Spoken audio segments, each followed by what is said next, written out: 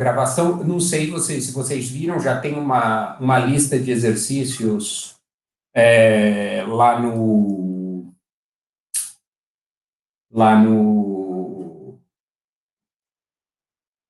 Moodle. Evidentemente, aí é para fazer em duplas, é sobre conduta. Depois a gente pensa um pouco sobre a próxima lista de exercícios. Mas acho que a sistemática de avaliação do primeiro curso vai ser mais parecida com essa aqui. Vão ser 2 problem sets e provavelmente um exame que é para fazer em casa. Não sei o que vocês estão achando, mas eu pelo menos acho que está fazendo, acho que faz bastante sentido, é bem coerente com o que a gente está se propondo aqui ao longo desse semestre. Eu achei que essa parte dos problemas aí é bem legal para aprender na prática. Eu acho que, cara, é aquela coisa, tem que meter a mão na massa. E assim, eu não sei quantos de vocês estão com esse problema, mas eu sempre senti, especialmente coisa empírica, que por mais bem escrito que seja o paper, por mais claro que seja a exposição, tem um monte de detalhezinho, pentelho, que está por trás das coisas e você não consegue ver enquanto você não pega o código e dois, não mete a mão no código, por exemplo. Eu vou dar um exemplo que eu estou conversando até com o Zé Matheus, um negócio da tese dele. O paper posso falar, né, Zé? Claro. O paper da tese dele é muito legal, o negócio de falência e tudo, mas aí tem um estimador. Aí ele dá a ideia bonitinha do que ele está fazendo lá, só que ele fala assim, tem 3 funções que eu sou necessário para implementar o estimador num contexto de método generalizado de momentos. Eu tenho a impressão, o Zé está lá trabalhando com disposição e garra, mas eu tenho a impressão que derivar essas funções é uma coisa bastante chatinha. E detalhezinhos vão fazer com que o negócio vá numa direção ou no outro. Então, é sempre muito bom ter a oportunidade para um paper, você ter o código e os dados. Deixa, até aproveitando, Zé, você entrou em contato com o autor do paper para perguntar se ele podia passar o código que ele está usando? Não, por enquanto não, porque ele é working paper. Daí eu tô meio com receio de perguntar do código diretamente. O que eu tô tentando é fazer mais ou menos o rascunho e depois mandar para eles perguntando assim, tô no caminho certo e tal. Cara, assim, eu não sei. Acho que é uma coisa que você tem que conversar com o Rafael, mas eu não sei se o cara vai rever o que você está fazendo. Sabe, uma coisa que meio, tipo, o cara tá lá com um brilhão de coisas ao mesmo tempo. Não sei se o cara vai parar, sentar e falar, não, você está indo na direção errada ou na direção certa.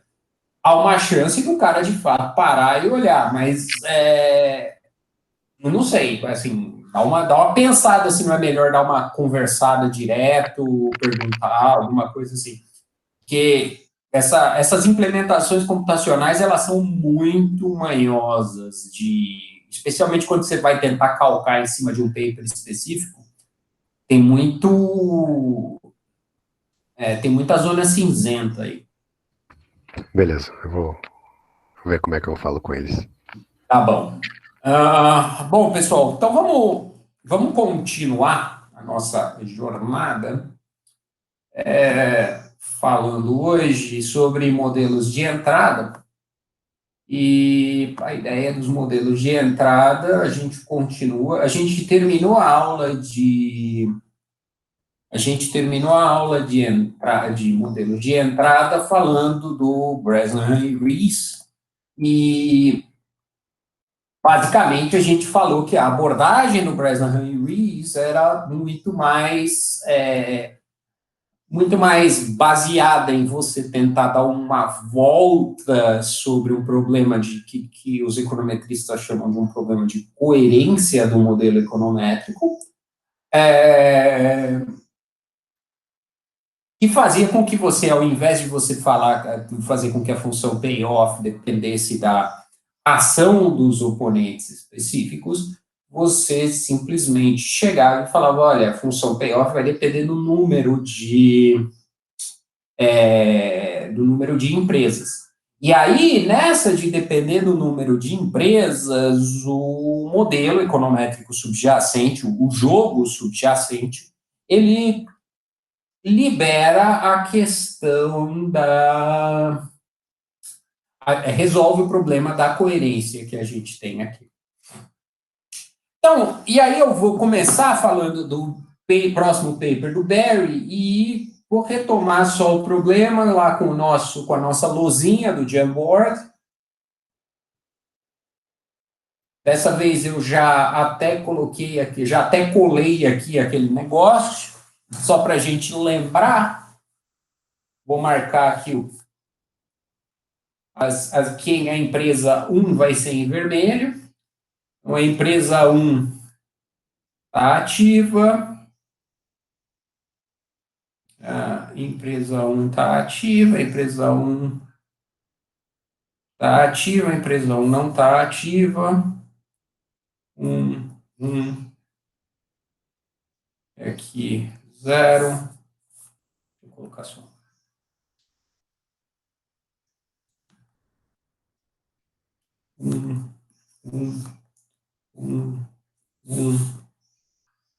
Opa, aqui não é uma aqui.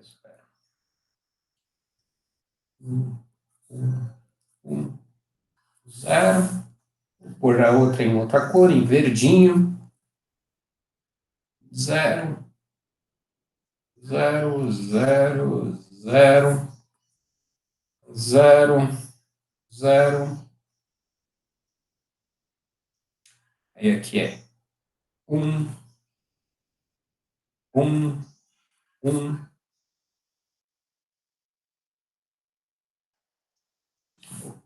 Opa, aqui tem um errozinho aqui, ó.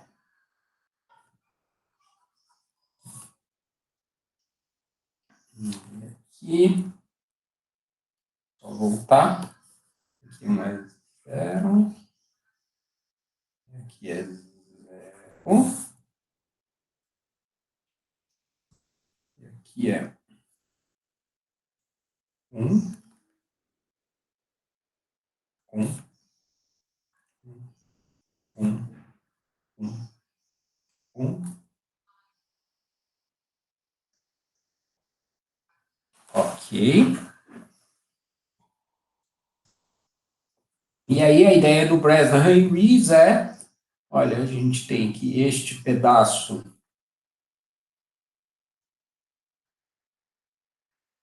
daqui é n igual a 2.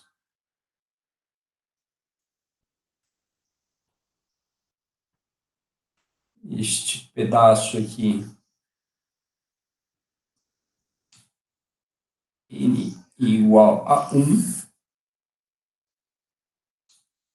Eu estou sem cores aqui.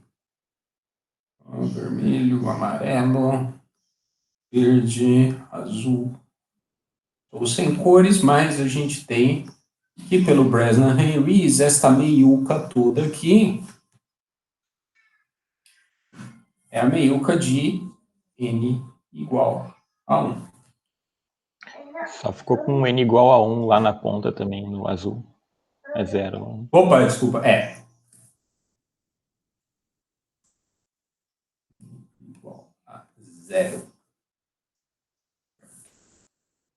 Então, basicamente, o que aconteceu? O Bresnahan e Rees deram uma volta no grande problema que tem nesses negócios, que é isso aí.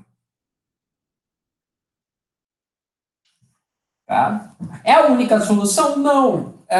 O que vai acontecer? A solução que a gente vai ver na aula de hoje ainda no contexto de jogos estáticos de informação completa, é a solução do Berry, 1992. Qual é a ideia da solução do Berry, 1992?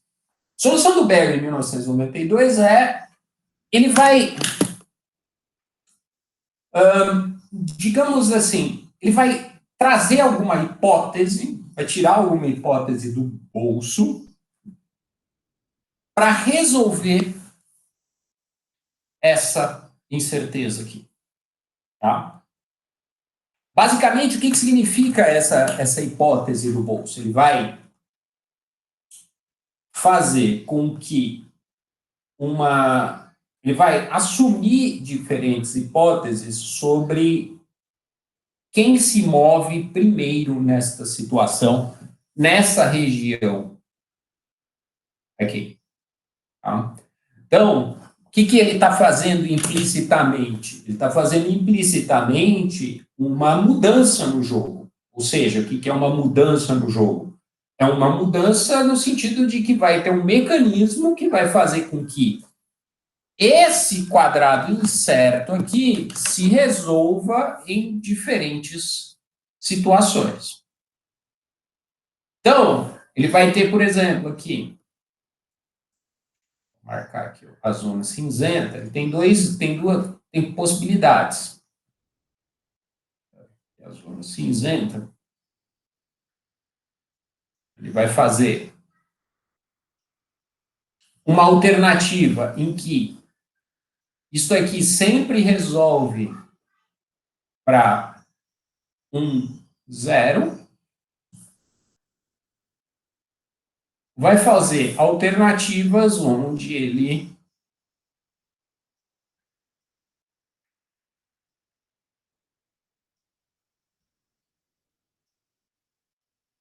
resolve para 0, 1. Basicamente, o que isso significa? Quando eu falo alternativas para resolver de 1, 0 ou 0, 1, significa que ele vai mudar o estimador de máxima verossimilhança de forma a caracterizar, fazer com que este quadrado aqui, essa massa de probabilidade dos épsilons caírem nessa zona cinzenta, seja mapeada no dedo, na mão, diretamente para 1.0 ou 0. E aí ele vai fazer um terceiro caminho, que é a mais lucrativa anda primeiro. Então, a mais lucrativa anda primeiro. Isso significa, a terceira opção, significa que ele faz o seguinte.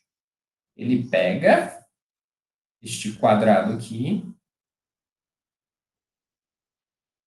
meio que divide este pedaço aqui.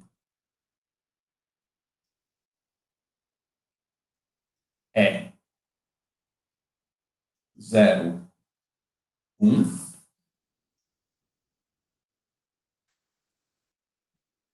E este pedaço aqui, 1, 0. Essa é a hipótese do mais lucrativa. Primeiro.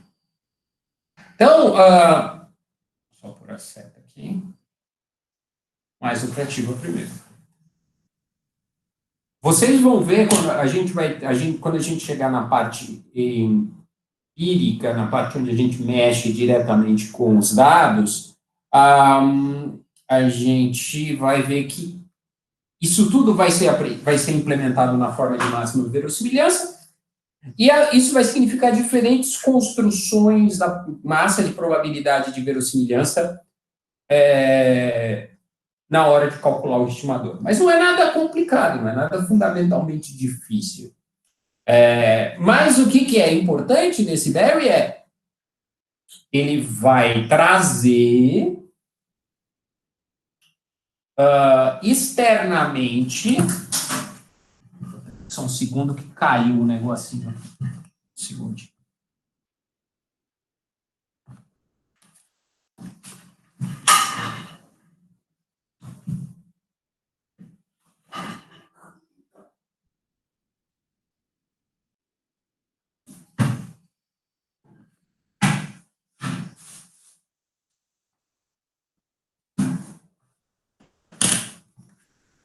Não.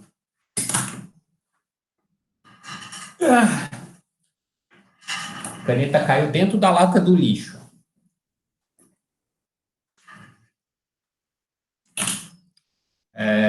Bom, então, Jean Borges de novo. Então, isso significa que a gente vai construir a verossimilhança de forma diferente, e aí isso vai implicar em diferentes composições do estimador de máxima verossimilhança, mas é uma informação, é uma hipótese antes, é uma hipótese que o Barry traz fora do jogo. Ele, bem ou mal, ele muda a natureza do jogo. Lógico, nesse paper do Barry de 92, ele é esperto demais para falar que não vai, para falar que a hipótese é tal. Na verdade, ele vai apresentar resultados para os parâmetros estimados que são em cada uma dessas hipóteses. Então, ele vai falar, esses aqui são os coeficientes estimados se a empresa A se mexe primeiro, esses aqui são os coeficientes estimados se a empresa B mexe primeiro, isto aqui são os coeficientes estimados se a mais lucrativa se move primeiro, que é o caso. Tá? Então, a gente vai agora começar a falar do paper do Barry em 1992. Eu vou... Em termos... Ele deixa de ser um jogo simultâneo? Ou... Então, assim, o Barry 92... você pode construir essa hipótese... você pode construir essa hipótese que o Barry faz para resolver essa incerteza do problema de coerência para jogos de entrada como sendo um jogo sequencial. Sim. Isso é uma interpretação dos resultados que você tem possível.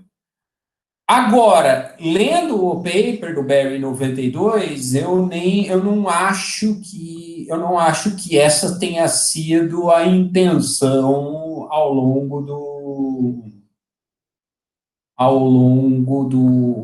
do paper dele. Deixa eu abrir aqui o paper do Barry, mostrar um pouco, abrir aqui o começo dele e mostrar um pouco o que ele está querendo fazer, qual é a história dele aqui.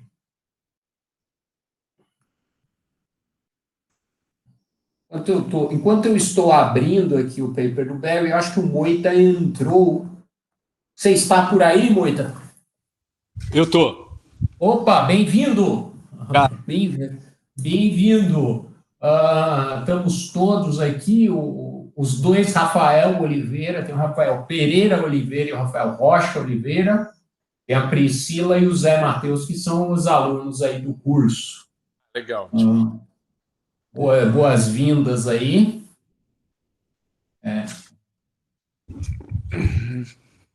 E aí, hoje eu estou falando do paper do Barry 92 da econométrica. Tô vendo. Eu entrei atrasado, mas já... Sim. Então, vamos lá, só retomando a ideia do modelo do paper do Barry, só para deixar claro aqui. Então, ele tem dois pontos aqui.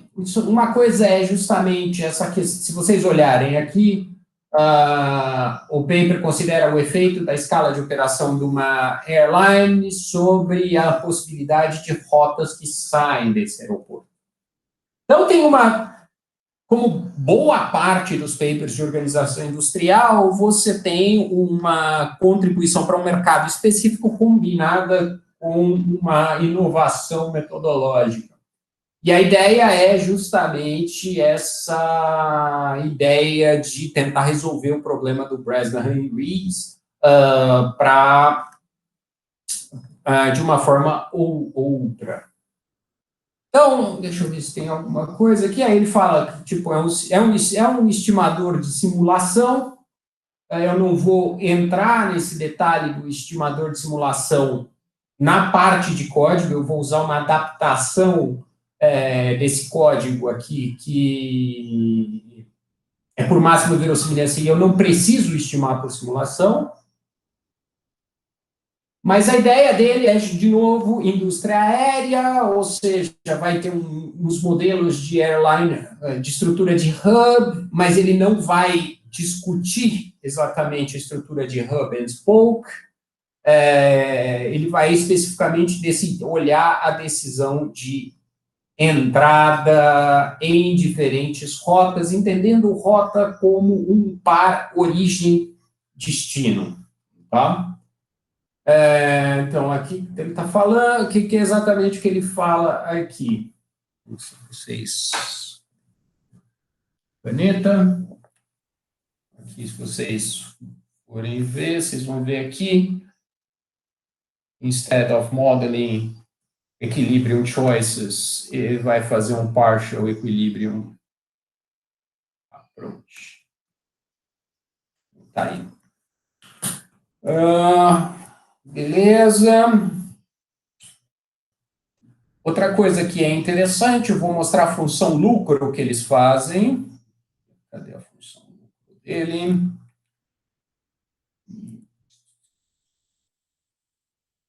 A forma funcional, basicamente, é essa. Então,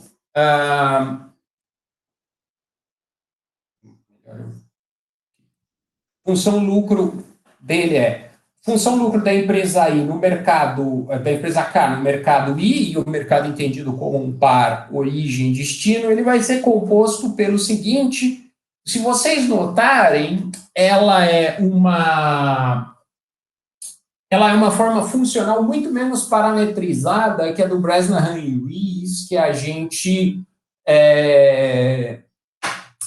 gente discutiu na aula passada. Basicamente, o que era a ideia do Bresnahan e Rees? Você formalizava aquele negócio de tamanho de mercado e lucro variável e lucro fixo para tentar mapear aquelas razões entre essas grandezas em algumas diferenças de estruturas de mercado.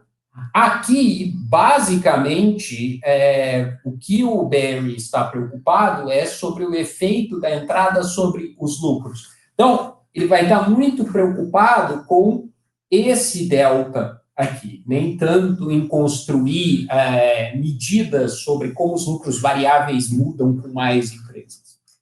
O que mais que a gente tem dentro desse negócio? Basicamente, aqui você tem características do mercado, ou seja, tamanho de mercado, quão lucrativa é a operação dessa linha aérea nessa rota. Aqui você tem características que vão relacionar com a operação da firma no mercado. E você tem dois pedaços aqui. Um deles é um observável para mercado e outro é não observável da firma. Basicamente, ele vai definir isso aqui porque, basicamente, ele quer ter alguma heterogeneidade entre mercados. E essa heterogeneidade entre mercados está capturada neste termo O e O. Tá? Então, basicamente, essa é a função lucro que ele vai seguir aqui. Deixa eu aí voltar para o meu slide. Não é a única forma que você tem para resolver aquele problema de seleção. Já falei um pouco sobre a coisa do Bresnahan e Rees. Tem outros papers que fazem uma coisa diferente. Você tem uma regra de seleção de equilíbrio, você criar um jogo, modificar mesmo a estrutura do jogo. E esse Bounds Approach ou Moment Inequalities, que aí basicamente é o que esse Bounds Approach Moment Inequality? Seria o seguinte. você ser agnóstico sobre qual dessas áreas aqui como alocar. Já rabisquei tudo. Mas você ser agnóstico sobre como alocar esta área aqui e você determinar o conjunto de parâmetros, que seria aqui o beta 1 e o beta 2, que seria consistente com qualquer uma dessas possibilidades. O que vai acontecer nesses contextos de moment inequalities ou bound approaches é que, provavelmente, você não vai ter uma identificação pontual, ou seja, não vai ser um ponto que maximiza a função objetivo. Você vai ter um conjunto de valores desses betas que são consistentes com esse jogo, porque essa coisa aqui pode ser definida de vários jeitos. Esse digamos que é o contexto mais novo deste negócio. Mas voltando para o Barry 92, a gente vai ter aqui, como eu falei, o choque de mercado. O que vai acontecer? Aqui o do Barry, basicamente, ele vai fazer a mesma coisa, ele vai precisar das probabilidades de observarmos N empresas, ou seja, ele vai pegar o análogo daquele gráfico lá com as áreas específicas e vai dar medidas para as massas de probabilidades correspondentes aos diferentes outcomes. Porque o que você observa? Você não observa as estratégias, você observa resultados. Então, você observa que em um par origem-destino, em um instante do tempo, a empresa A está ativa, a empresa B não está ativa, a empresa C está ativa, a D não está ativa, e assim por diante. Então, você precisa, a partir do modelo, construir uma medida de probabilidade associado com esse outcome observado, e essa medida de probabilidade tem que depender dos parâmetros do modelo. Tá? O que o Barry faz? Ele vai fazer essa estimação por simulação, por quê? Se vocês olharem o paper do Barry de 92, ele tem um mundão de empresas, acho que meia dúzia de empresas. Então, basicamente, quando você tem meia dúzia de empresas, você tem essas áreas numa integral multidimensional. E depois de um certo número de dimensões, ou um certo número de épsilons, essas áreas de integração, elas podem ficar meio complicadas. E ainda mais porque, como esse negócio você vai ter que atribuir algumas áreas para diferentes equilíbrios, a área de integração ela vai ficar meio maluca, meio difícil de fazer. Tá? Aqui no paper ele vai dar uma questão de interpretação e falar que o grosso do jogo depende muito dos coeficientes estimados desses dois carinhas aqui. Desse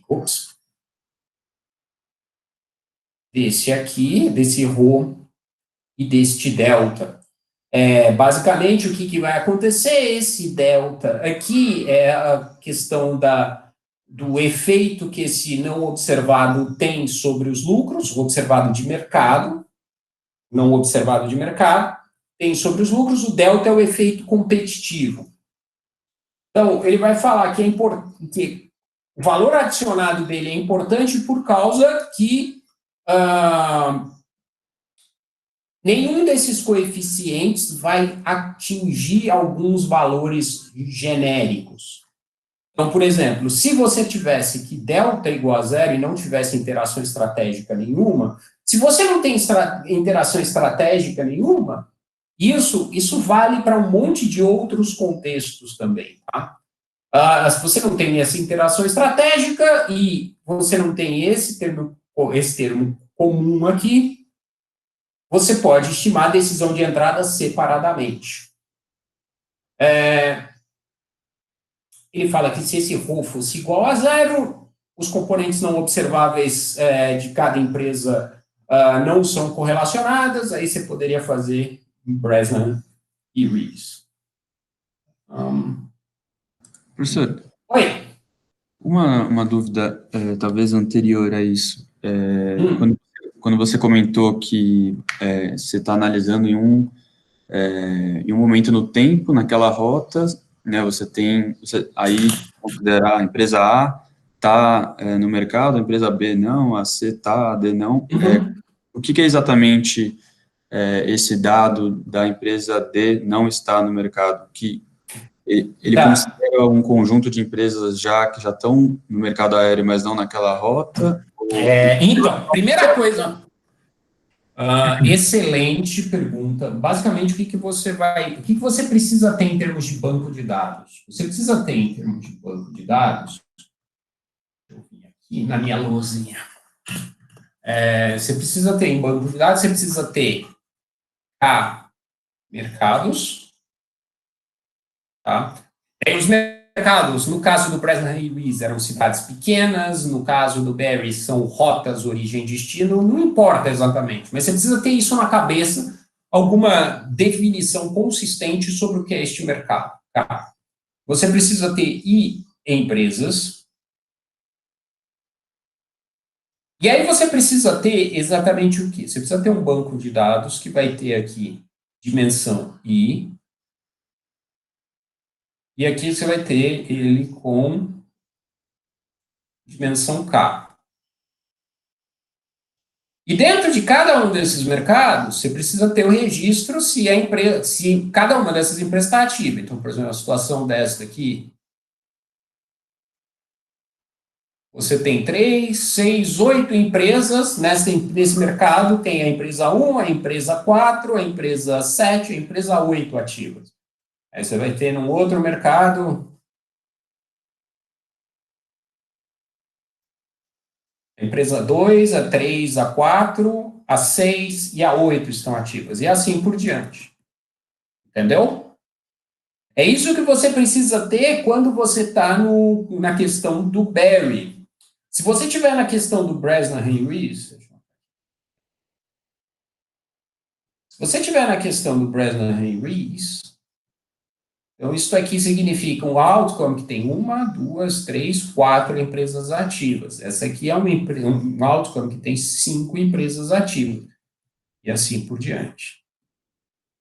Mas essa passada daqui para cá se justifica pelos pontos que eu falei anteriormente da questão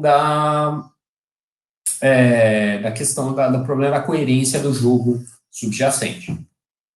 Mas é isso que você precisa. E, além disso, o que você vai precisar? Isso aqui é simplesmente registrando a decisão de cada uma das empresas. Você ainda precisa de controles, que no caso do Barry seriam os Zs e os Xs. Tá? Mas eles precisam estar, de novo, também mercado por mercado. Se algum desses aqui seja por firma, ele precisa estar por firma também. Tá certo. Por exemplo, esses zeros, a empresa que não está nessa rota naquele instante no tempo, ele não considera daí, por exemplo, um potencial entrante, uma empresa que nem existe. Então, o que vai acontecer? Existe uma pergunta que é como é que você define este I. Então, implicitamente, na hora que eu chego e marco por exemplo, este zero aqui, significa o quê? Significa que essa empresa, que é a empresa 1, ela é, bem ou mal, ela é um potencial entrante. Lucinda, mas será que esta é a verdadeira definição de um potencial entrante? Será que eu poderia colocar aqui uma empresa, um potencial entrante de verdade, que seria aquela empresa que não entrou em lugar nenhum, ela teria um monte de zeros aqui? Poder pode, mas o problema é que você não consegue identificar nada desta empresa porque ela não tomou nenhuma decisão. Tá? Então, o que as pessoas fazem na prática é, na hora de definir este I, geralmente são as empresas que, em algum momento, elas entraram em algum dos mercados. Tá? Porque a lógica é aquela, você quer usar essa decisão que ela tomou como uma forma de estimar algum não observável. Se alguma empresa não tomou nenhuma decisão, você não consegue ter gancho para identificar nada. Não, perfeito. Era isso.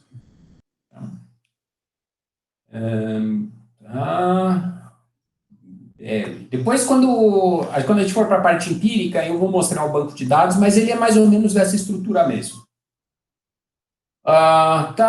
Seleção de equilíbrio. Aqui, basicamente, aqui mostra um pouco o algoritmo do Berry, que é um algoritmo muito específico para a forma que ele usou para estimar os parâmetros do modelo.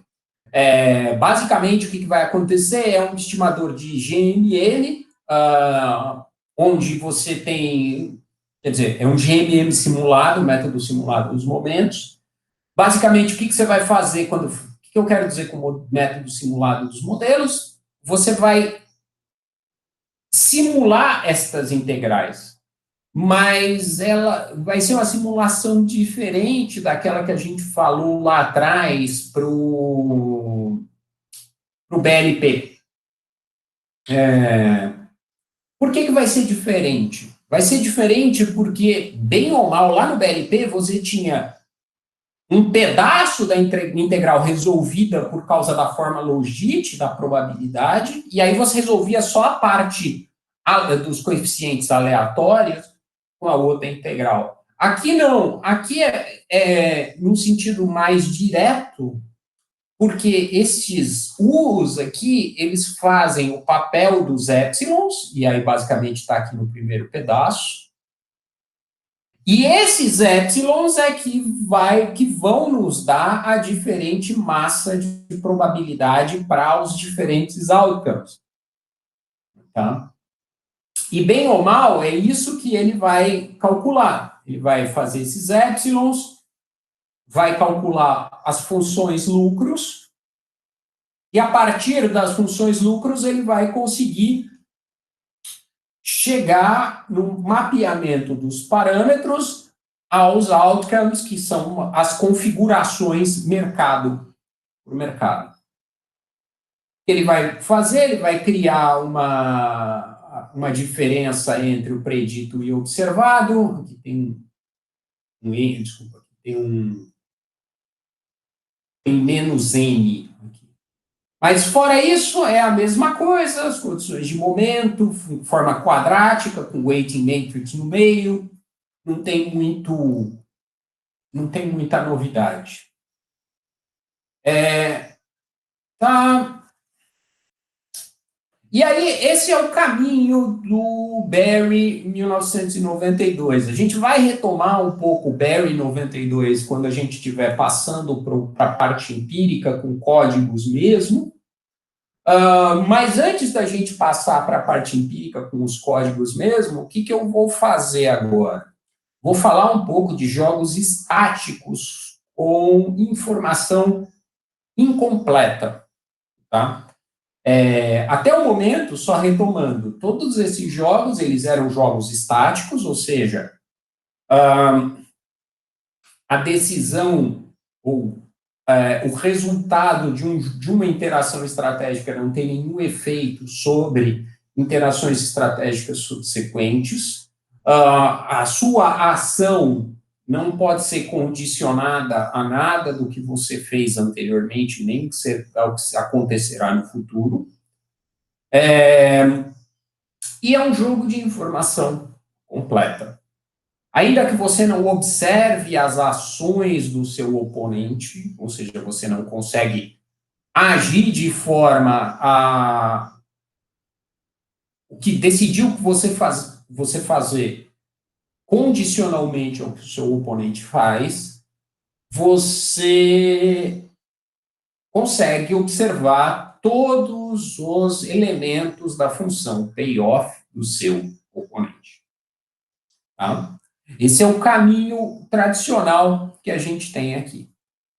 O que eu vou falar agora, e está no slide lá da aula 9, no GitHub, é um tipo de jogo diferente, que é o jogo, que são os jogos de estáticos de informação incompleta.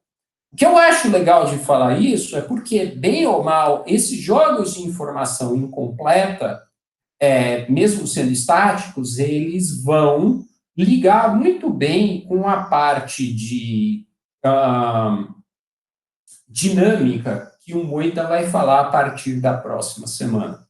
Algumas das técnicas que a gente vai falar aqui, o Moita vai retomar quando ele estiver falando de dinâmica, seja dinâmica do ponto de vista de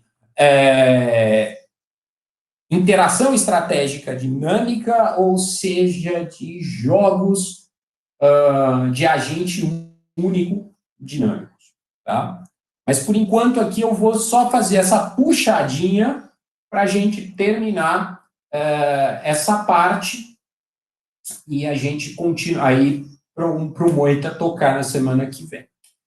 Muito bem, então, qual é a diferença aqui? A diferença, nesse caso, ela vai ser a seguinte. Tem, assim, você... a forma mais simples de modelar isso aqui é que você não sabe a função payoff dos seus oponentes. Quer dizer, você não. Tem uma distinção aqui importante que eu esqueci. Ok. Jogos de informação completa.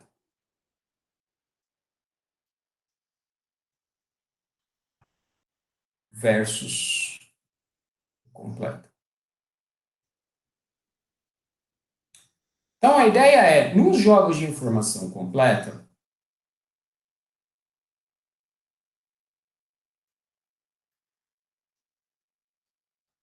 os jogadores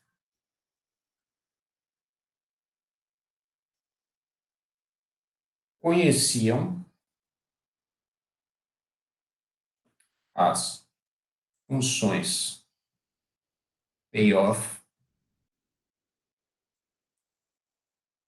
dos oponentes. Mas o econometrista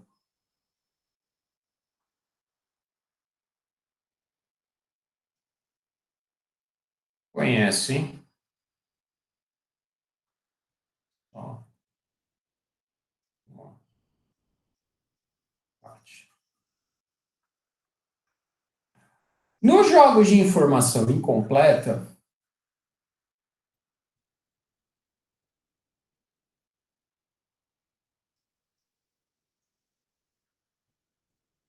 os jogadores não conhecem toda a função payoff. Então, essencialmente, o que a gente vai ter aqui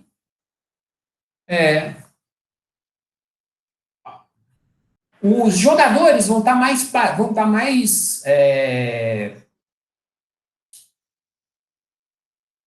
vão estar mais próximos da gente, econometristas desse negócio. Basicamente, o que vai acontecer nessa informação incompleta, tanto os jogadores quanto o econometrista, eles não sabem os épsilons O jogador, ele sabe o próprio epsilon,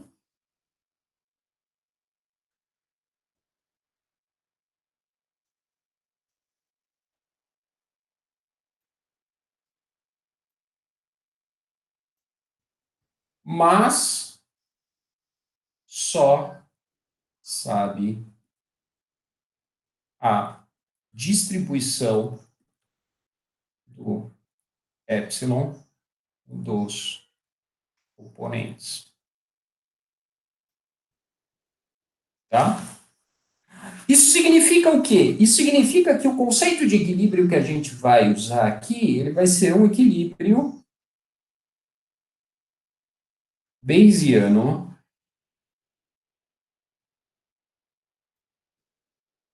perfeito.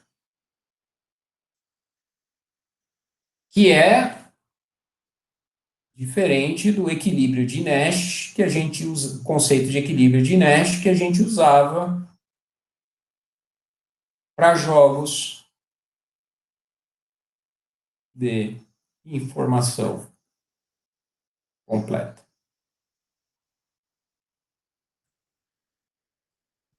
Tá? Muito bem, e dentro desse equilíbrio Bayesiano perfeito, deixa eu só tomar aqui, dentro desse equilíbrio Bayesiano perfeito, o que vai acontecer?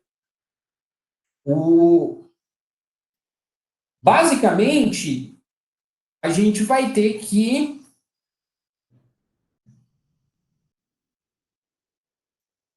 então, nesse PBI, não há incentivo para desvio unilateral,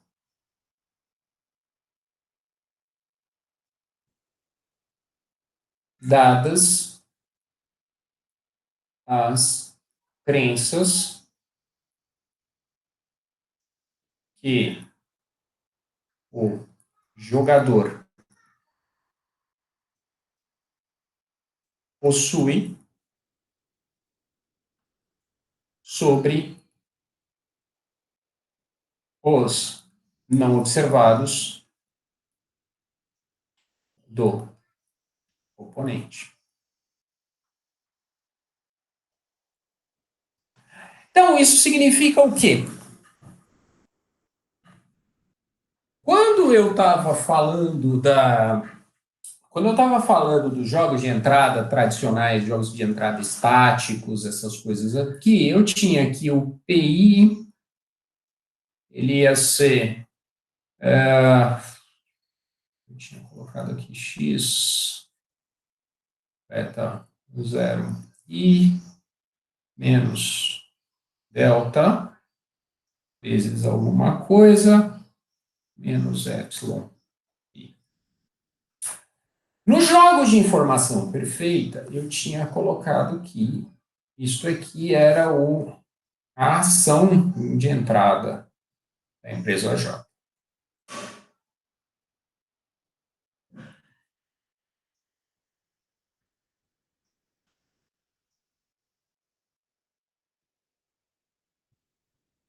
Ok?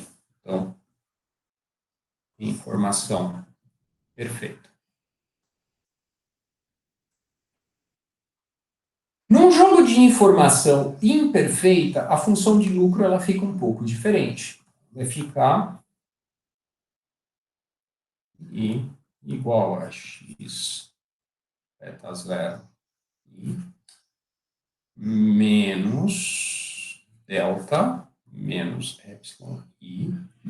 A diferença é que aqui a gente vai ter J. Então, isto aqui é o belief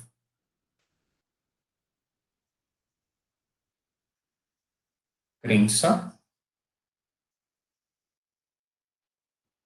que J.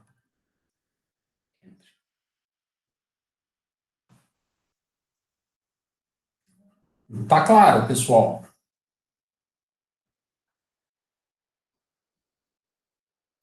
Aham. Muito bem, então, qual é a ideia? A partir dessa função aqui, a gente pode derivar a regra de entrada, que nem a gente fez lá atrás. Nem a gente fez lá atrás com jogos de informação completa. Basicamente, a gente tem que I seria 1, C, I maior. Igual a 0, 0, é caso contrário. Isso significa o quê? E estrela maior ou igual a 0 implica que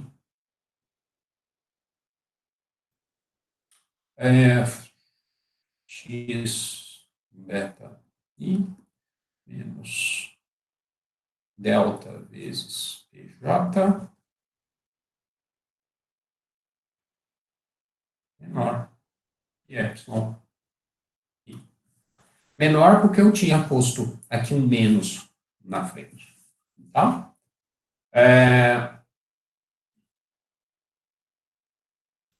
Menor.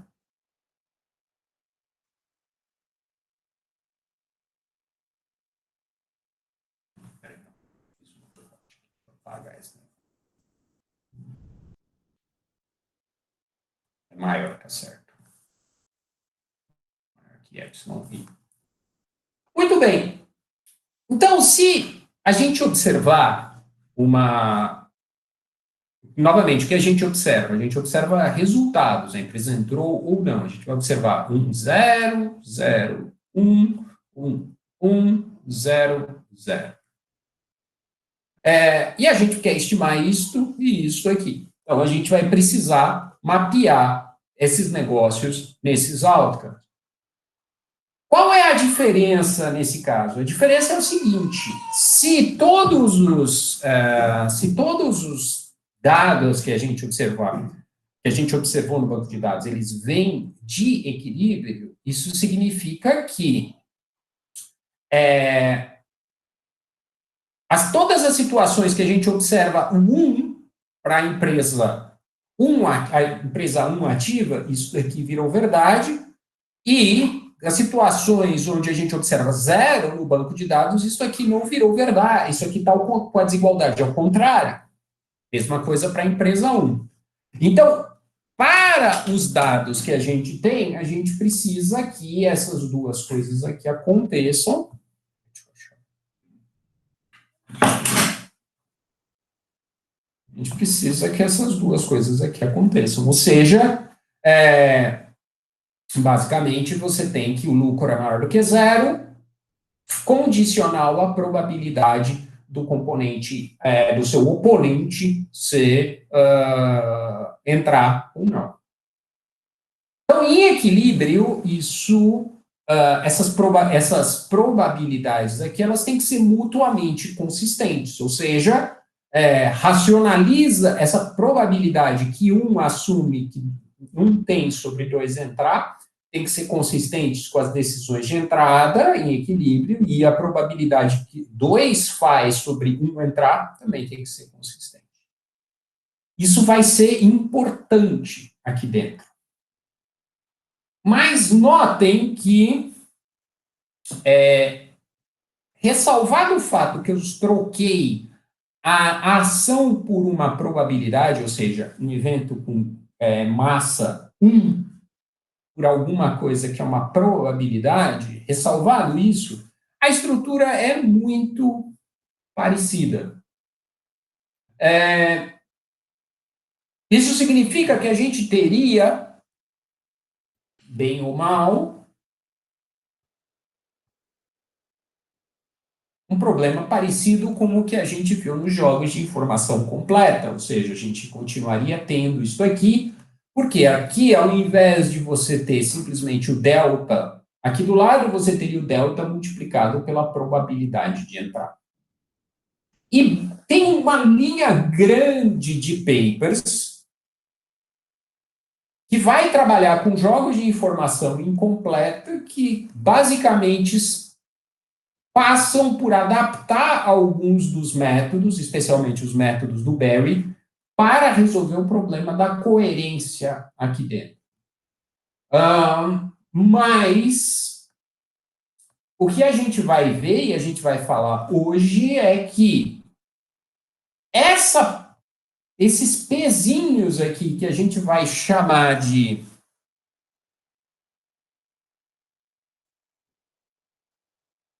conditional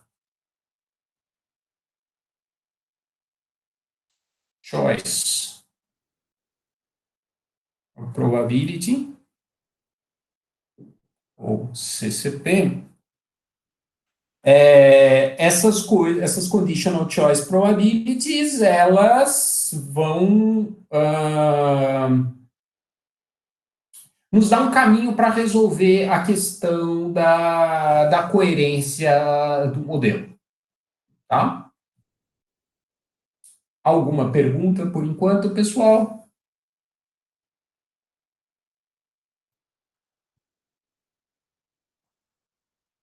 Não. Tá? Muito bem. Então, o que vai acontecer? Olha só.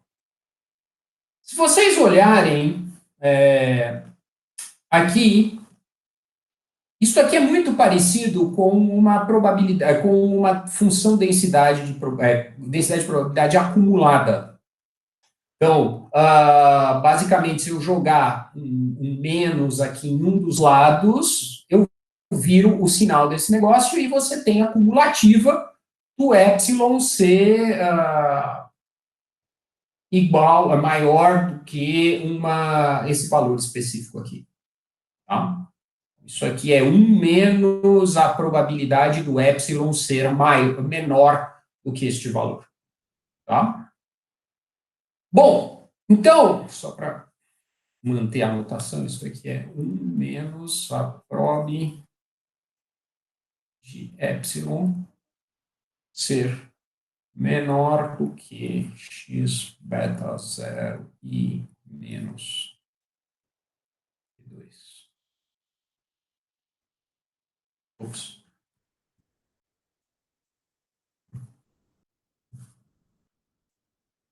Tá? Muito bem. Então, bem ou mal, isso significa o quê? Se isto aqui, então, é o quê? Isto aqui é a probabilidade de termos o pi maior do que zero. Se pi maior do que zero implica que AI é igual a 1, isto aqui também é igual a 1. Todo mundo está me acompanhando?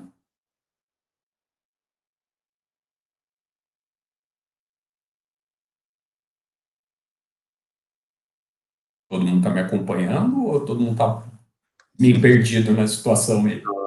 Estava anotando aqui. Tá. Ok, isso vai... E, obviamente, a gente vai ter alguma coisa análoga para P2. Então, P2 vai ter alguma coisa parecida aqui. Bem ou mal, e isso vale para jogos onde você tem mais empresas, bem ou mal, você tem uma condição de equações aqui. Ou seja, o equilíbrio de Nash Bayesiano vai ser alguma coisa desse jeito aqui. Ou seja, a probabilidade de um entrar é uma função de probabilidade que depende dos parâmetros do modelo, que são os betas e o delta, e da probabilidade de a empresa 2 entrar. Mesma coisa, a probabilidade da empresa 2 é função dos parâmetros do modelo e do delta. Obviamente, a forma exata aqui desses caras depende da distribuição que você assumiu para os épsilons. Porque, como vocês notaram, esses épsilons é que vão informar qual é a natureza deste prob que está aqui no Jamboard. Aí, na verdade, eu fiquei na dúvida se já não estava no Jamboard ali. Se já não estava no... Se seria esse 1 menos ou se seria direto a probabilidade do jeito que que ficou com epsilon negativo. Então, depois eu tenho que checar, mas a lógica continua a mesma, dependendo de se você coloca o mais ou o menos no epsilon. Se você colocar o mais no epsilon, provavelmente o sinal da desigualdade muda aqui. Mas, de qualquer maneira, é uma função probabilidade, entendeu? Sim. Esse P1 é a função de um P2 por meio de uma probabilidade. O P2 é uma função do P1 por meio de uma probabilidade. Professor. Não, deu para pegar a lógica, só como já estava com menos, eu achei que já nem precisava desse 1 menos probabilidade, ficava direto só a probabilidade do epsilon ser menor. Mas deu, entendi. Zé, ia falar Só alguma para coisa? confirmar, esse erro que carece da probabilidade é o erro da firma 1, né? É o erro da mesma firma, a firma I, né? Eu estou falando aqui, I é a mesma firma. Tá? A única coisa que é da outra é o que está multiplicando o delta, que é o efeito da oponente. Ok, obrigado. Tá? Bom, então o que vai acontecer? Nesse PBE, nesse equilíbrio bayesiano perfeito, essencialmente você vai ter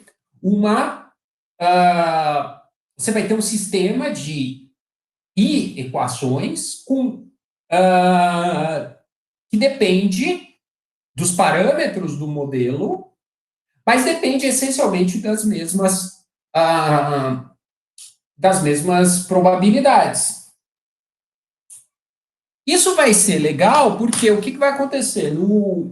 Nas metodologias para os jogos de informação incompleta, basicamente o que vai acontecer é, você vai ter dois pedaços. Um pedaço que é achar essas probabilidades, essas conditional choice probabilities, e outro pedaço que vai ser otimizar achar os betas que maximizam as coisas.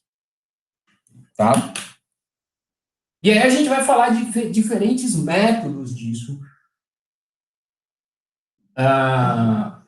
Mas o que é importante é o seguinte, para dados valores de beta, ou seja, supondo que os betas e os deltas cairão do céu, e esses aqui são dados, os x dados, significa que se esses cis aqui vieram forem alguma função contínua, a gente garante que esse sistema aqui ele tem uma solução por conta do teorema do ponto fixo do Brouwer. Tá? Então, ou seja, dentro dos estimadores vai ter um solver de equações, um solver bem simplesinho, mas que garante que esse solver vai achar essas conditional choice probability para os valores do beta. Então, vamos começar vendo justamente isso, como lidar com esses dois problemas interligados. O de estimar os parâmetros do jogo e a questão das probabilidades de escolha. Tá? Então, o primeiro desses métodos, ele é originário de um paper do Rust, um paper muito legal, o Boita vai falar dele, eu sei que o Boita gosta desse paper e que tem boas razões para gostar, o paper é legal mesmo. É um paper do Rust que vai falar, vai dar essa abordagem que é iteração de ponto fixo.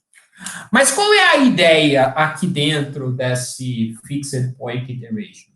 Deixa eu pegar uma luzinha aqui para detalhar.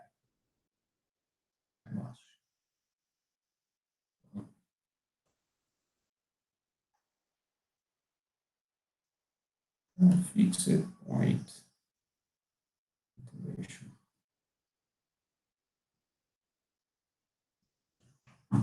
Então, essencialmente, você vai ter uma função critério. Essa função critério, ela é Q de θ. Tá? Ela pode ser uma verossimilhança, pode ser uma função critério, ou qualquer outra coisa aqui. Mas, essencialmente, o que vai acontecer? Você quer achar um extremo dessa função.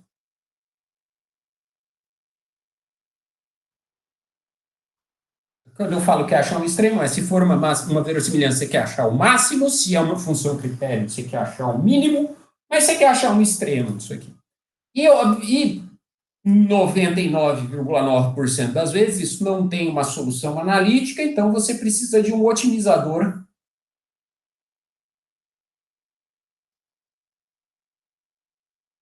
numérico.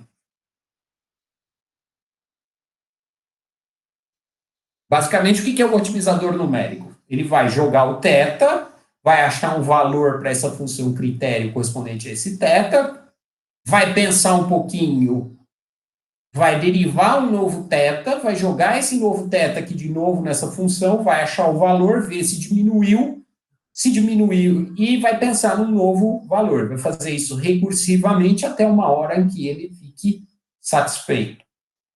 Então, no Fixed Point Iteration, o que vai acontecer? Tem um valor θ, no caso aqui, só para lembrar, esse θ aqui, ele é composto por os betas e o delta. Então, você tem um valor candidato. Esse valor candidato, o que vai acontecer? Dentro desse valor candidato, você vai resolver o sistema das CCPs. Resolver o sistema das CCPs, você vai achar um novo P-hat. Então, com esse novo P-hat, você vai calcular o que? O θ. Pelo otimizador numérico.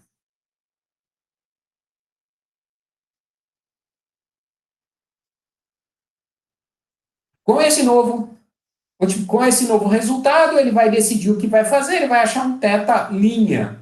Com esse novo θ', volta aqui em cima, faz tudo de novo, até chegar ao ponto onde você tem o ótimo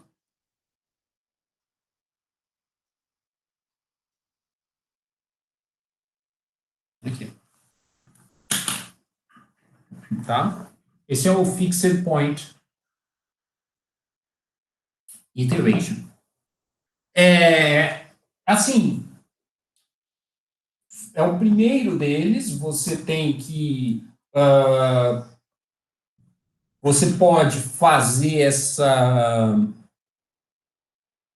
esse passo aqui ser mais simples, mas o que acontece é, toda vez que você tem o θ, você vai ter que resolver o sistema de equações para achar as novas conditional choice probabilities.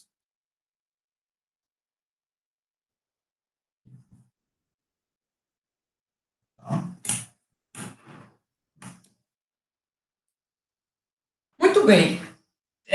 O que vai acontecer? Tá tudo muito bom, tá tudo muito bem, é muito legal. Só que,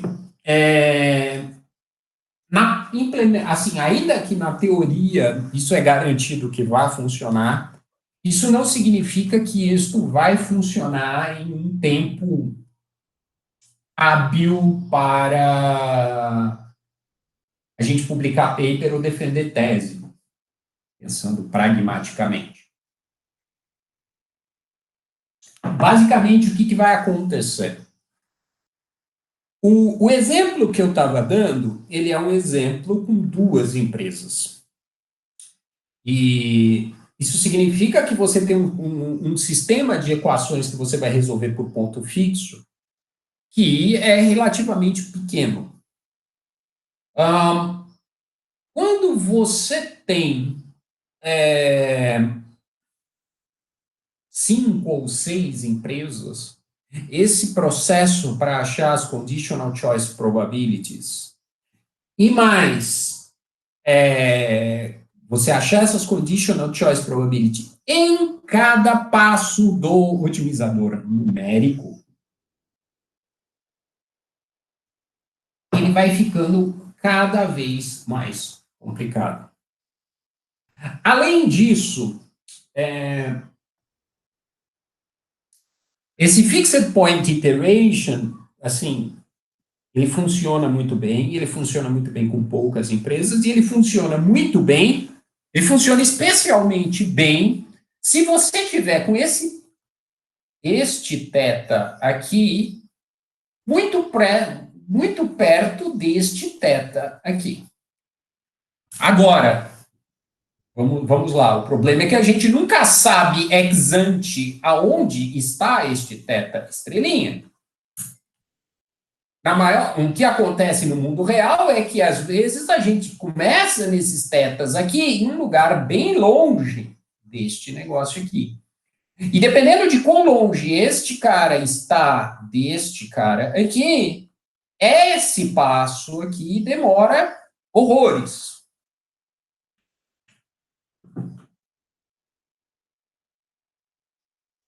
Então, assim, tipo, você consegue mostrar que resolve, que funciona, não tem nenhum problema, mas um pedaço dessa literatura, especialmente no final da década de 90 e começo desse século, a gente tem alternativas a esse negócio. Por quê? Porque aí você não precisaria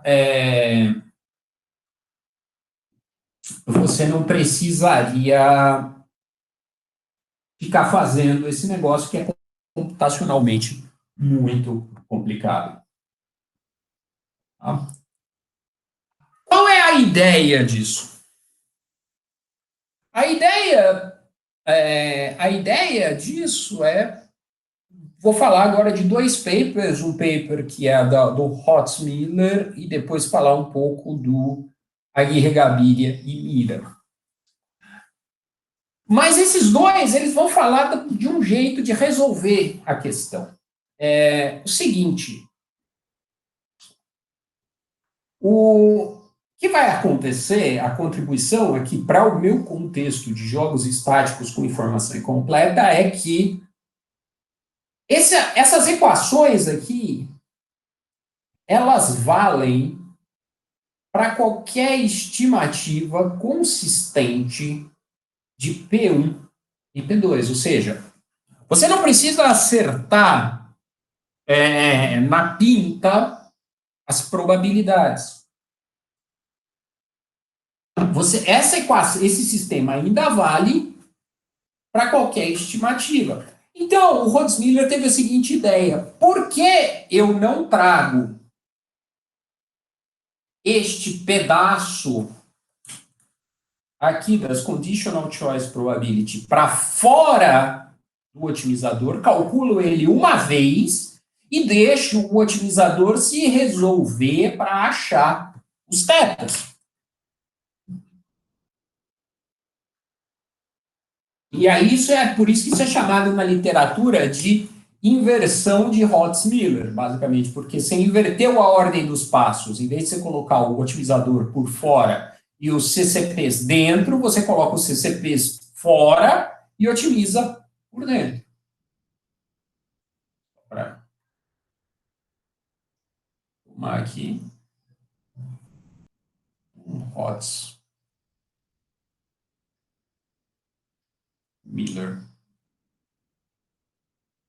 inversion. Então, a ideia do Hotz-Miller inversion é, o primeiro passo, você estimar as CCPs e achar o I hat 1, I hat 2.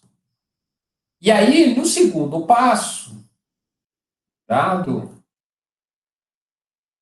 I hat 1, I hat 2, você otimiza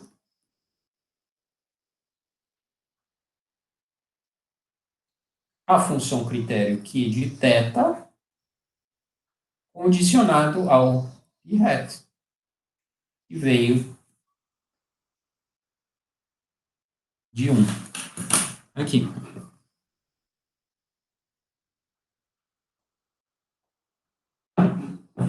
Dúvidas, pessoal?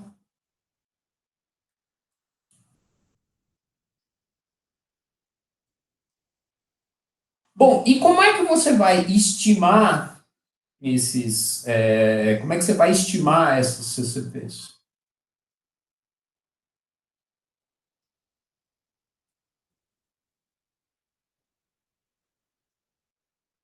Bom, basicamente, o que você tem? Você tem dos dados, e aí volto um pouco ao ponto que o Gabriel Pereira falou, a gente tem no banco de dados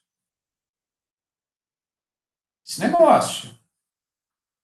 A gente tem as decisões registradas de entrada aqui. Então, bem ou mal, você consegue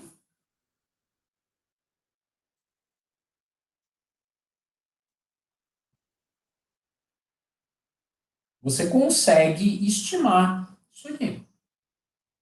Então, como é que você pode fazer? Você pode fazer de vários jeitos. Você pode fazer parametricamente.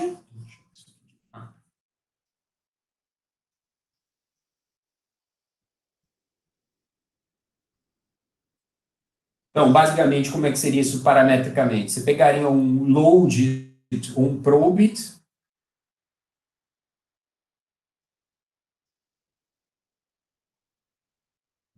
e usaria as predicted probabilities.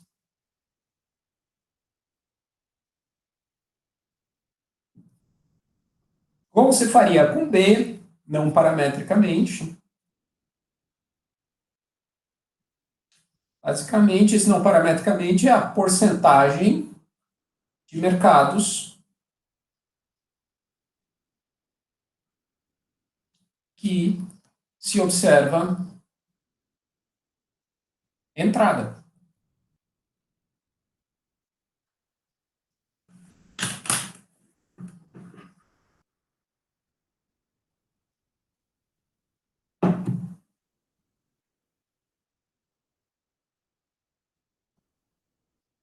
Alguma dúvida, pessoal? Alguma pergunta?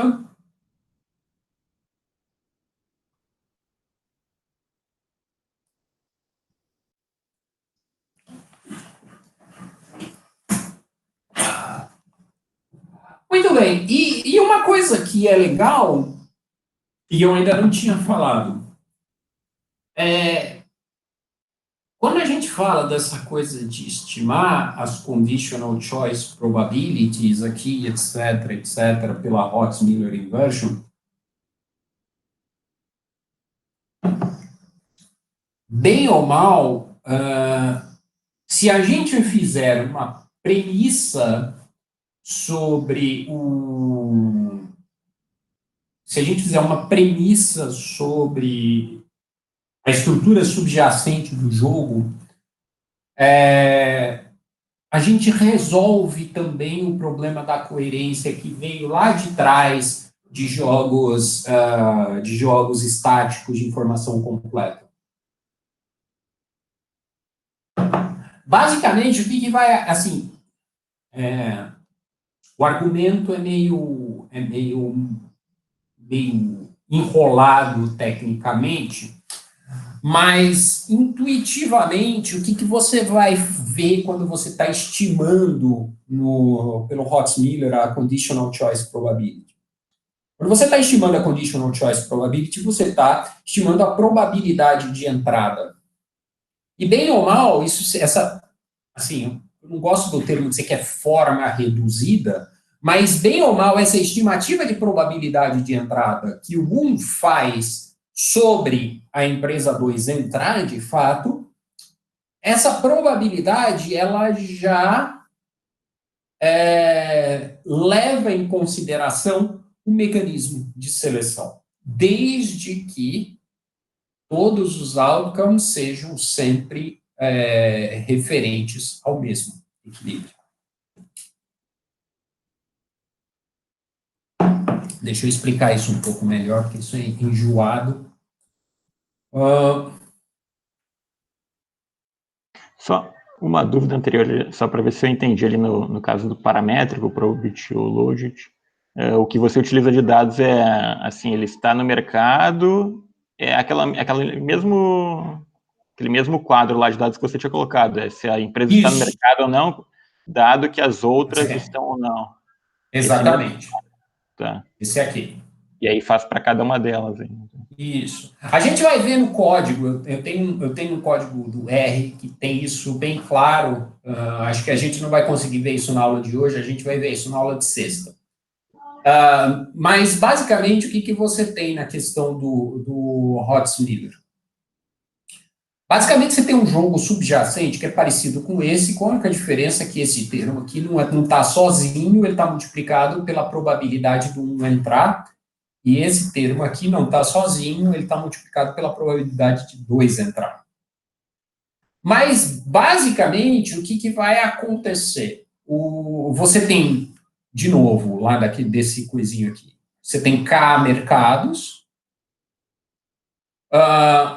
Bem ou mal, você, ao estimar a conditional choice probability, ou seja, a probabilidade que 1 atribui a 2 entrar em cada um desses contextos aqui, bem ou mal, essa probabilidade, ela sendo estimada por fora, ela já vai levar em consideração se, dentro dos dados, esta área está sendo resolvida aqui ou aqui. Desde que todos os K mercados se resolvam nisto aqui ou nisto aqui de forma consistente. Todos os mercados vão alocar essa área para cá, ou todos os mercados vão alocar esta área para cá. Se tiver alguns mercados que alocam isto para cá e outros que alocam isto para cá, já não funcionaria a lógica. Honestamente, essa é uma hipótese que as pessoas fazem, mas eu nunca vi ninguém testando isso na real. É hipótese meio teórica, aprofundada sobre essas coisas aí. Mas ela precisa estar clara, por quê? Porque se ela for verdade, você não precisa se preocupar com coisas que nem o Barry faz, ficar debatendo se isto aqui vai para lá, se isto aqui vai para cá, se isto aqui vai para cá, ou se você divide no meio e esse pedaço de cima vem para cá e o pedaço de baixo vai para lá.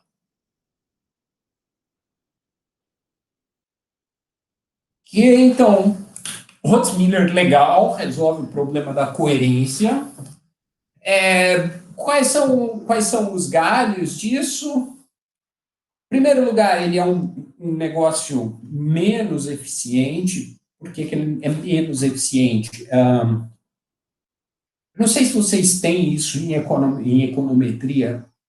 Antigamente, isso era mais falado. Métodos de informação limitada, métodos de informação completa. Basicamente, quando você estima uma coisa com métodos de informação completa, significa que você está especificando todas as partes do processo gerador dos dados de uma forma ou de outra. Se você especifica um processo gerador de uma forma ou de outra, o estimador vai garantir que ele vai ser mais eficiente. Métodos de informação limitada, ainda que você estime consistentemente o parâmetro, necessariamente ele vai ser menos eficiente. E o Hotz-Miller Inversion, porque você vai tirar as CCPs para fora do problema de otimização para achar os parâmetros, ele é um problema de informação limitada. Tá? Provavelmente vai ter erros padrão maiores, essas coisas todas. Os dois outros pontos aqui é que eles são os mais enjoados, que é o fato que você tem que estimar isso aqui. Se você estimar isso, independentemente de se é parametricamente ou não parametricamente, o fato é, essas conditional choice probabilities que você estima fora, num estágio prévio, elas vão vir com ruído. E ao vir com ruído,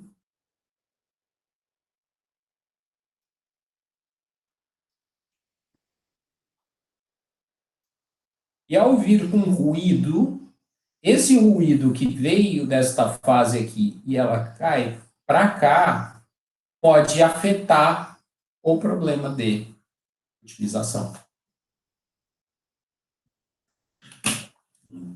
Tá? Então, é um problema sério que você tem nesse Schwartz-Miller desse jeito. Basicamente, o que você tentou resolver aqui, e é uma coisa legal para se fazer, que são esses dois papers do Aguirre, legais. Eu já vou falar que eles são meio criticados. Mas a ideia do Aguirre, Gaviria e Mira, os papers de 2002 e 2007, é você interagir esse negócio. Então, basicamente, o que você faz? Você começa estimando as conditional choice probability, aí você, dados essas CCPs, você otimiza isso aqui. Com esses novos tetas, você recalcula as conditional choice probabilities. E aí você otimiza de novo. Então você vem para cá, depois você volta para cá, aí depois você volta para cá. Presumivelmente, em um determinado ponto, este θ aqui, ele vai parar de se mexer, e aí você deveria ficar satisfeito, e ficar satisfeito significa que você achou as estimativas corretas dos parâmetros do jogo. Basicamente, do Aguirre, Gaviria e Mira, comparativamente com Fixed Point Iteration, bem ou mal, você está invertendo os passos. No Fixed Point Iteration, você está otimizando e dentro da otimização você calcula as CCPs. Aqui você calcula as CCPs, otimiza, depois você calcula as CCPs de novo, e aí otimiza de novo. É a troca.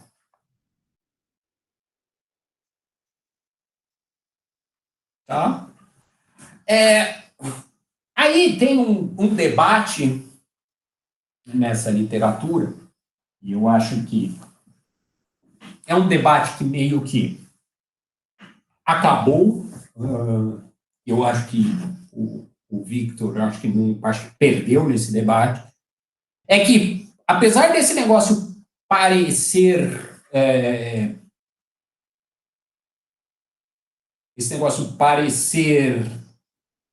legal, parecer interessante, tem alguns problemas de convergência, ou seja, parece que esse algoritmo, em algum momento, ele não vai convergir.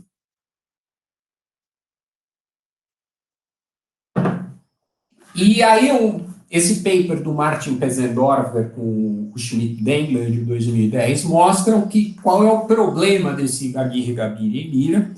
O problema do Aguirre, Gaviria e Mira é que você vai ter essa otimização para achar as conditional choice probabilities, e essa interação para achar o conditional choice probability.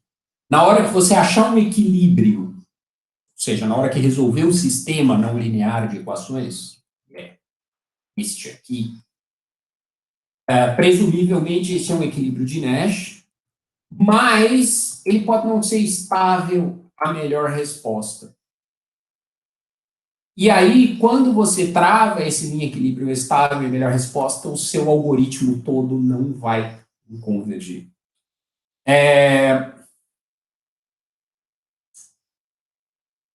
O que fazer?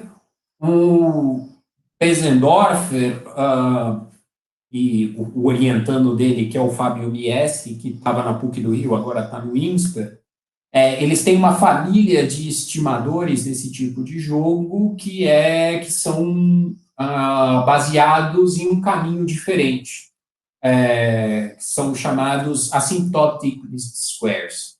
A maior parte desses algoritmos do Fábio Miessi e do Pesendorfer estão mais na linha de jogos dinâmicos e não tanto para jogos estáticos.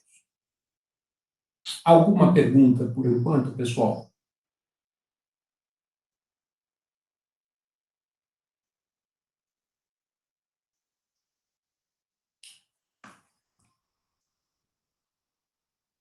Ok, por enquanto. Bom, então, todo mundo está tranquilo, vamos passar para a parte empírica. Eu acho que hoje eu vou conseguir passar essencialmente o código do Bresnahan e Rees, e aí a gente fica para esses jogos de informação incompleta para a aula de sexta-feira. Então, vocês forem lá no GitHub, vamos juntos.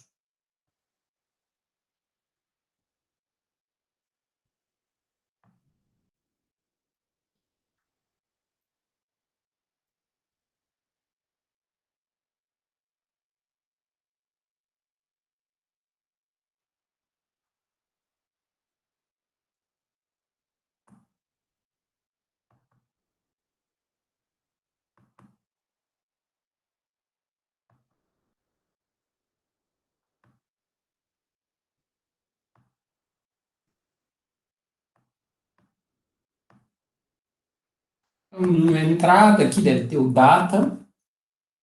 E aí vocês têm aqui dois do files, provavelmente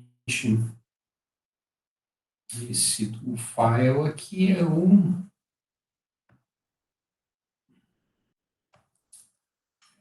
essencialmente é um adicional aqui. Então, basicamente, o que a gente tem? Antes de qualquer coisa, vocês troquem aqui, nesse teste 1, vocês troquem aqui o código, vocês troquem aqui o endereço por onde vocês baixaram as coisas.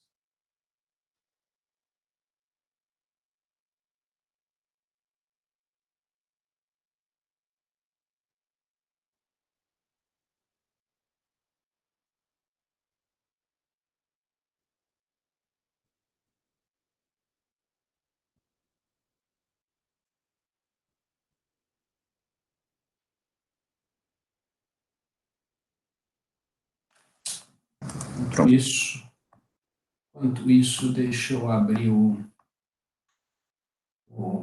Bresnahan e Rees aqui.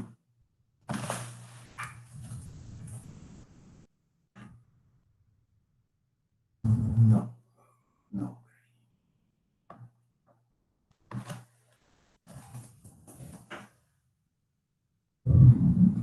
Não concentrei isso aqui. Tá. Bom, todo mundo trocou. Eu vou rodar aqui o Tire Dealers, basicamente aqui. Esse é o paper esses são os dados do paper de 1990 para os revendedores de pneus. Tá? Então, vamos aqui. Eles são os dados originais do Bresnahan e Rees. Tá? Então, esses tire, T-pop, essas coisas aqui, as letras são as mesmas, são as mesmas do paper do Bresnahan e Rees. Deixa eu mostrar aqui o que é cada uma delas.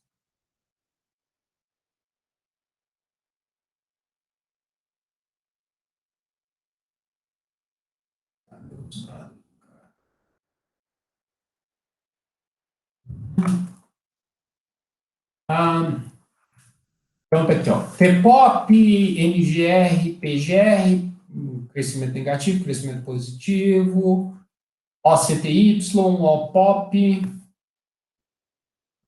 OCTY, OPOP,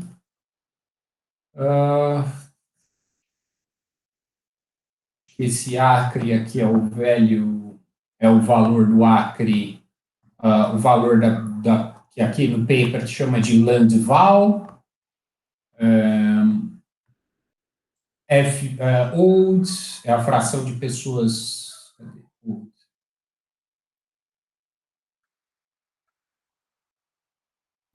Aqui. Ele não chama, aqui no paper ele chama de ELD, mas é o old no banco de dados. FIFARM, deixa eu ver o que é FIFARM, que é o Fraction of Landing Farms. PINC, Per Capita Income, tá onde? Tá aqui, PINC, é esse aqui. E LNHDD, que eu não lembro mais o que é LNHDD. É esse aqui. Log of Heating Degree Days. Tá? Muito bem. Então, aqui eu vou fazer 2 pedaços e o que eu acho legal de mostrar aqui também é como é que você especifica um estimador de máxima verossimilhança dentro do Stata. Quer dizer, não é que não sei se é interessante, porque é uma coisa muito idiosincrática do Stata. Acho que eu até já falei para vocês que o Stata não era para ser uma linguagem de programação. O Stata é uma linguagem de scripting, ou seja, onde você simplesmente escreve os comandos e você usa o código para registrar o que você fez. Então, como não é isso, algumas coisas que numa linguagem de programação, ou tipo R, ficam muito mais diretas e retas, aqui no Stata são muito mais invocadas, muito mais chatinhas de implementar. Mas, essencialmente, o que eu vou fazer? Eu vou fazer primeiro o Bresnahan e Rees, 1990, que é o paper para a entrada em monopólio. Tá? Então, vou tirar os mercados onde você tem mais de uma empresa, ou seja, a entrada tem 1 ou 0, e aí a gente vai olhar como é que funciona esse negócio. Bem ou mal, então, já que eu me propus a explicar como é que é essa entrada, a gente tem aqui um exemplo. Então, basicamente, o que a gente tem aqui? Aqui tem um programa feito dentro de um do file. Eu não gosto de fazer isso, mas eu acho que é um jeito legal de entender o que está acontecendo. Basicamente, o que vai da linha 8 para a linha 13 é a definição do programa. Tá? O que tem na linha 7? Na linha 7, primeiro, para entender o papel da linha 7, é importante entender o papel do programa na memória. Basicamente, quando você roda esse programa, roda a linha da 7 da 8 até a 13, ele vai ficar guardado na memória, que ele vai poder ser chamado pelo Stata todas as vezes que você quiser. Enquanto a sessão do Stata estiver aberta, você vai poder rodar esse negócio. Só que, às vezes, você não quer fazer isso, especialmente quando você fez algum tipo de bobagem, no sentido de codifiquei alguma coisa errada e está dando zoado, você só quer rodar o programa, ver o que acontece e depois derruba ele. Para você tirar o programa da memória, você precisa pôr o program drop e precisa pôr o nome do programa. O nome do programa é monentry, por razões óbvias. Muito bem. Agora, tem uma coisa. Se o programa não estiver na memória e eu rodar o program drop, ele vai parar de rodar qualquer coisa que eu tenha depois. Ele vai parar no meio. Isso é uma dica boa de programação. quando você quer que uma linha de código não bloqueie a avaliação do file, do que vem depois, você usa o comando capture. Esse aqui. Tá? Por coisas que só o Stata entende, o Stata admite abreviação de comandos. Eu acho, assim, no começo eu achava sensacional. À medida que eu estou ficando velho, eu acho isso cada vez pior. Não importa por quê, mas eu acho. De qualquer maneira, este cap aqui é essencialmente a abreviação de capture. Isso significa, isso está aqui pela seguinte razão. Se o programa não estiver carregado na memória, não faça nada. Se o programa estiver carregado na memória, faça alguma coisa. Muito bem. Agora olhemos o que está dentro do programa da linha 8 à linha 13. O version 1.0 é simplesmente para garantir que ele funcione em qualquer versão do Stata, isso não é importante. Todas as funções, todos os programas que têm por objetivo implementar um estimador de máxima verossimilhança, eles têm um algoritmo, um argumento que tem que ser LNF. Basicamente, esse argumento LNF, ele vai criar um vetor que armazena as contribuições à verossimilhança de cada uma das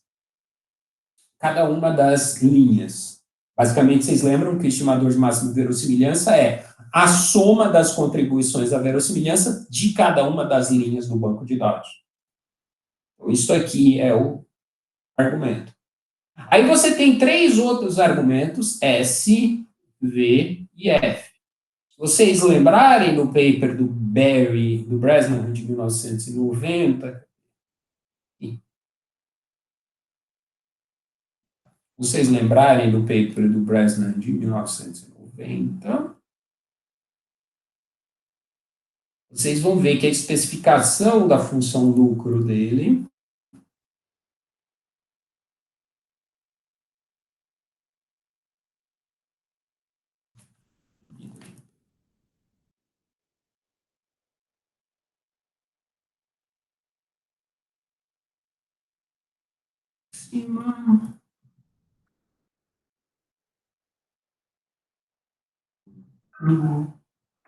a função lucro é essa forma, ou seja, lucro variável vezes tamanho de mercado vezes menos função por custo fixo.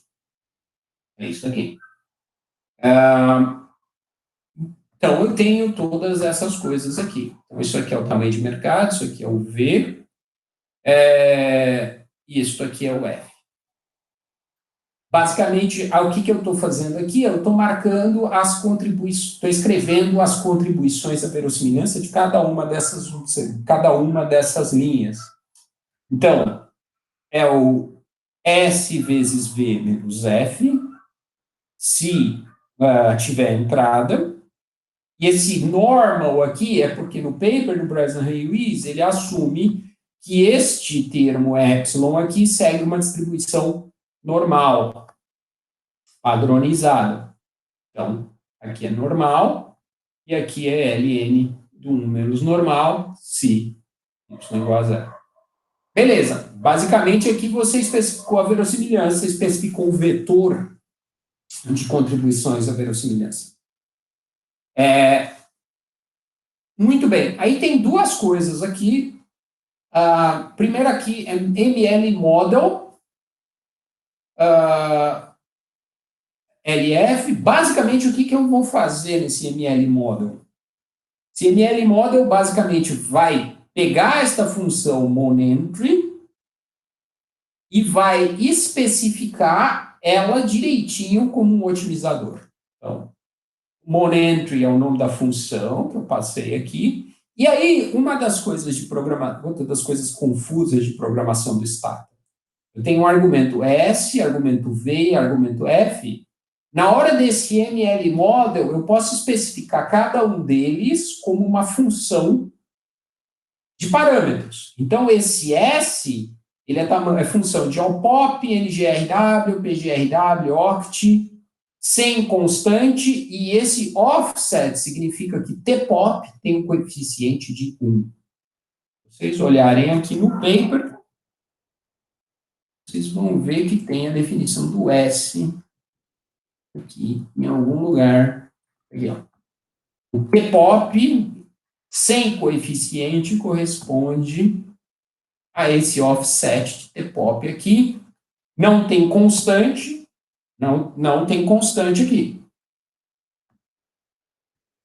Aí aqui, esse coeficiente do V é o beta, eu chamo esse lambda com 2 pontos é simplesmente a equação, nome da equação.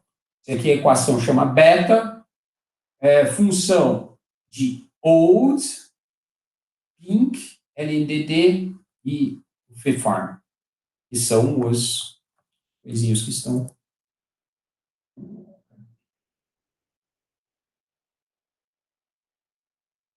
Aqui ele não explica, mas tá exatamente a mesma coisa aqui. E a mesma coisa aqui, acre. E aqui todas as aqui são as variáveis dependentes, o tire é a variável dependente do modelo. O que é o ML Search? Ele simplesmente, isso é uma coisa útil do Stata, uma das coisas muito chatas na vida de otimizador numérico é achar valores iniciais que prestam. Às vezes a gente gasta parece uma coisa meio trivial, você fala, não, joga no otimizador. Não, é sempre chato para diabo, achar valores iniciais que prestam. Esse ML Search é meio para fazer isso. Então, basicamente, o que você vai fazer? Você vai pôr esse ML Search para esses 3 pacotes aqui, valores iniciais, para deixar o otimizador mais contentinho. E o ML Max é o otimizador propriamente dito.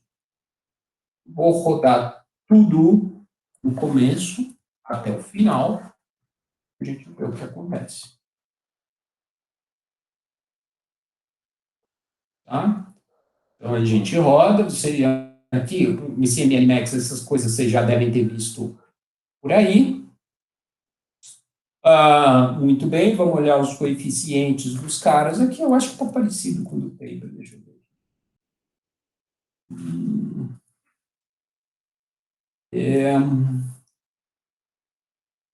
Pop 7.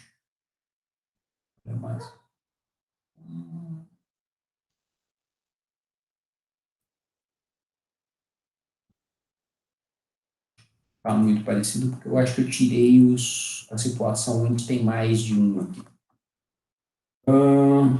Beleza. Mas a ideia é essa para o monopólio. Para situações onde a gente tem o modelo completo, que é o Bresnahan e Ries de 1991, é o bloco a partir da linha 22. A lógica é essencialmente a mesma. O que vai acontecer de diferente aqui? O que vai acontecer de diferente aqui é que você tem, nos argumentos da função, você tem esses alfas, que são as diferenças no lucro variável para diferentes configurações. Então, isso aqui é a diminuição do lucro variável pela segunda empresa, isso é a diminuição do lucro variável para a terceira empresa, quarta empresa, quinta empresa. Mesma coisa do gama é o efeito sobre o custo fixo decorrente das diferentes entradas aqui. Então, eu crio essas variáveis intermediárias e depois eu vou da linha 33 até a linha 38 construindo a contribuição à verossimilhança de cada um desses casos. Caso onde não tem nenhuma empresa, onde tem uma empresa, onde tem 2 empresas, 3 e todas essas coisas. Ok? Muito bem. A única coisa que eu faço aqui é eu restringo que o coeficiente de alfa 4 seja igual a 0. Mesma coisa aqui dentro. Vou rodar. que a gente tem, esse aqui bate na pinta nos valores do paper do Bresnan Revision de 91.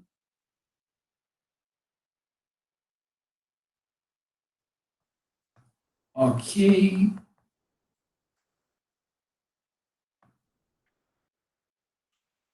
Bresnan Revision 91.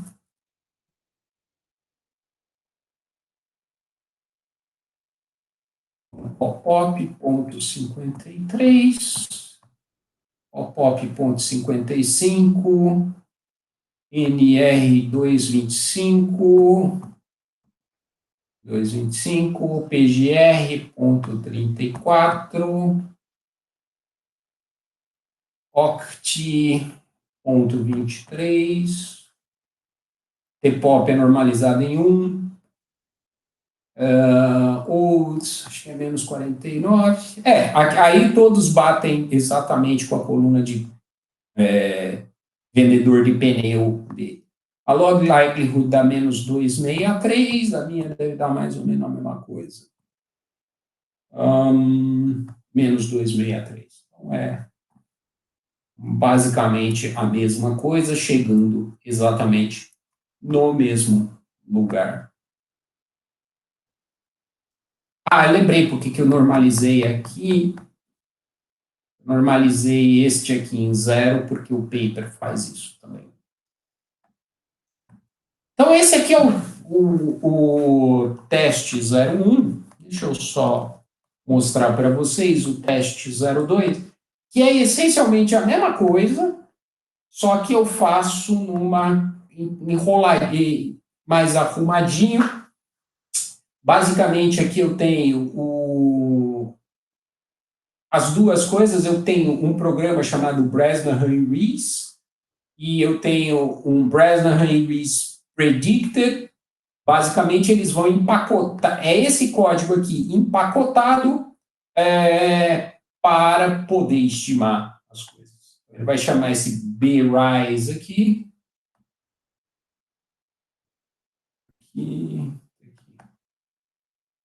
BRISE. É a mesma coisa, se vocês olharem. A única coisa que vai acontecer tem um código BRISE que é mais bonitinho. Vocês vão vendo que ele vai empacotar as coisas de uma forma um pouco mais bonitinha. E esse aqui é o predicted do modelo. Está aqui também bonitinho. Aqui também. O primeiro do monopólio, né? Mon Entry. Né, é o nome. Eu não achei Eu vi que tem um ADU file para cada um desses outros, mas... Não, então, o que vai acontecer? Esse Mon Entry, eu não fiz um ADU file, porque eu achei que era bem simplesinho, era um bom ponto de partida, e eu gosto de mostrar ele dentro do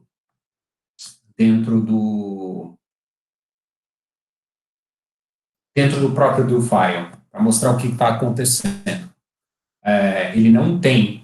Na verdade, o que vai acontecer? Este firm entry que está aqui, ele também não vai ser chamado diretamente aqui. É chamado por esse BRIS, e esse BRIS, ele essencialmente faz o quê? Ele pega essas variáveis aqui e redesenha elas de forma a chamar o firm entry.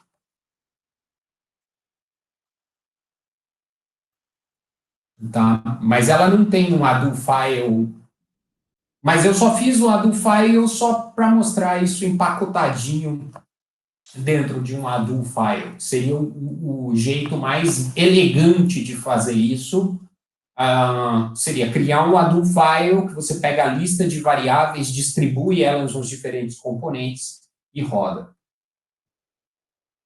Tá? Então, não é que eu achei que tivesse mais algum outro código dentro desse Mon Entry. Não tem. Na verdade, aqui, o teste 01 é simplesmente os modelos abertos, e o teste 02 é os mesmos, o modelo do firm entry, só que devidamente empacotado de uma forma que você não precisa ver todas as partes móveis do código funcionando.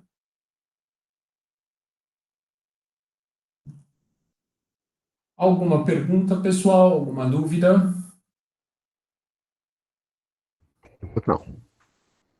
Bom, com isso a gente encerra essa parte. Na aula de sexta-feira, o que a gente vai fazer? Na aula de sexta-feira, a gente vai pegar e vai falar sobre jogos estáticos de informação incompleta, e aí a gente vai falar um pouco sobre essas ideias da Conditional Choice Probability para lidar com esse caso de jogos estáticos. Legal. Ok? Legal. Então é isso, pessoal. Nos vemos na sexta-feira. Um abração para todos. Mais uma vez, tá tudo gravado, então se vocês quiserem assistir de novo, tá por aí.